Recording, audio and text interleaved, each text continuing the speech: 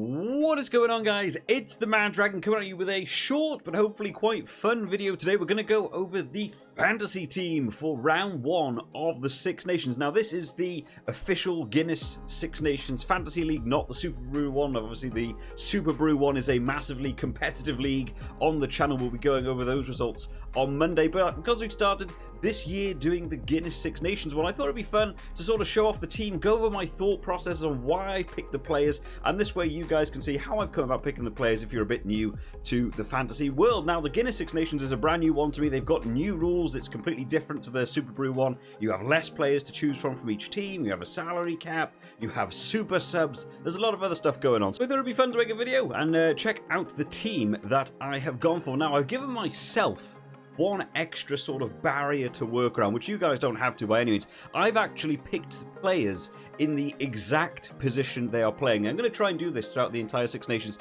to see how it goes. Because I know a lot of people, like in the back row, they might pick 3 number 8s, or in the backs, they might pick 3 wingers and do that. I'm going to go for whatever shirt number they're playing in. That's where I'm going to be picking the players. That's my own thing. I'm doing that. You don't have to do that by any means. I just want to see how it works out for the team as a whole. So we'll check out the team preview, which is a really cool feature.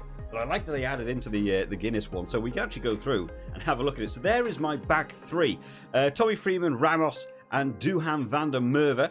I did originally have Blair Kinghorn at fullback, but obviously out with an injury now, so Ramos is going in there. I'm also going to be thinking of him in terms of my kicking. You know, you've got to be able to get those points over. I wanted 2 wingers. I think Duhan van der Merwe could have a good day going up against Wales. I've also made him my captain going into this weekend. Just going to hope he makes some good meters for me. And then Tommy Freeman on the right wing, I think, is maybe one of the sort of the cheaper options in terms of the winger. You've got a salary cap to go to, so I've gone for a bit of a cheaper winger, gone for Tommy Freeman. Hopefully can explode in a game versus Italy.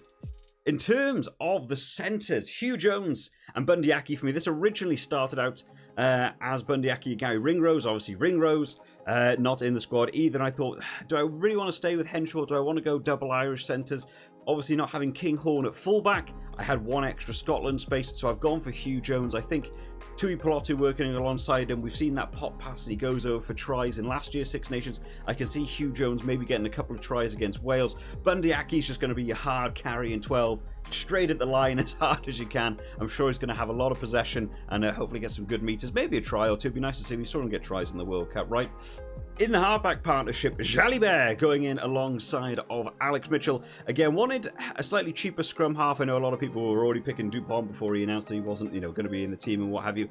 Alex Mitchell, I think, could have a bit of a live wire game against Italy. Hopefully, it's not just going to be box kicks and we get to see him run like we know he can do. Jalibert at fly half. I did want Finn Russell there, and I kind of struggled fitting all my Scottish players in.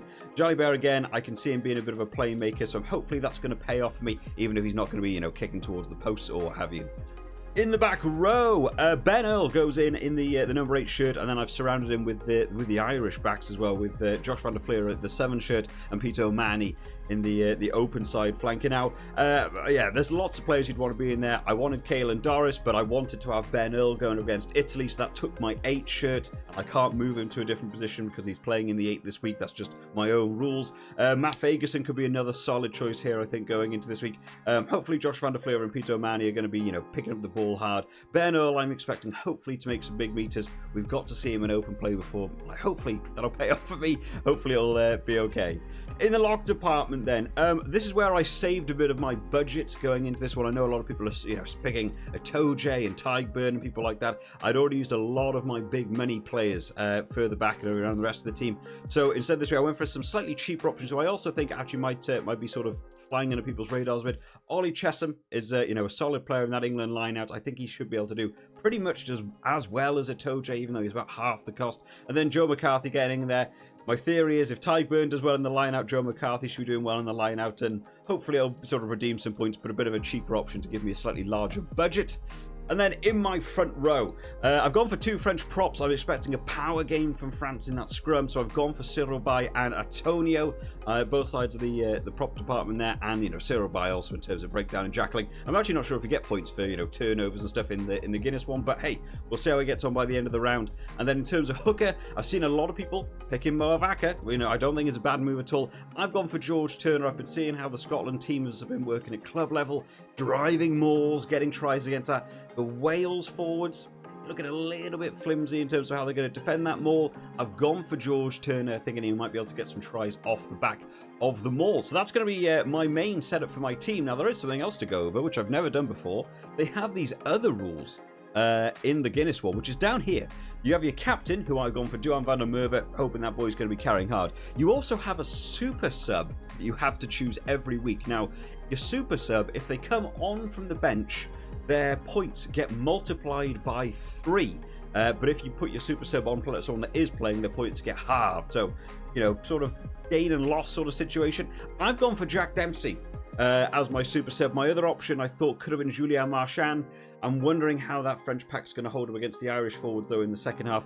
Go for Jack Dempsey, because I think he'll come on about 55, 60 minutes. Maybe for Matt Ferguson, they'll want to keep him sort of safe, because I think he might be playing a bit of the open side flank position across the rest of the tournament. I think Jack Dempsey will come on against a Wales team that might be a little bit tired, and you know how much of an aggressive player Jack Dempsey is. Maybe some late-minute tries, bit of hard graft in the late game. So he's going to be my super sub. But there we have it, guys. That is going to be my team for the official Guinness Six Nations Fantasy for round 1. Looking forward to see your teams. Drop down in the comments who you've picked in your fantasy teams, because I can't see everyone's yet. And then we'll be going over this at some point. I might even try and include it in Monday's video as a bit of a sort of round off to see how my team got on. I hope you've all enjoyed this one today, guys. I'll see you all next time. Bye-bye.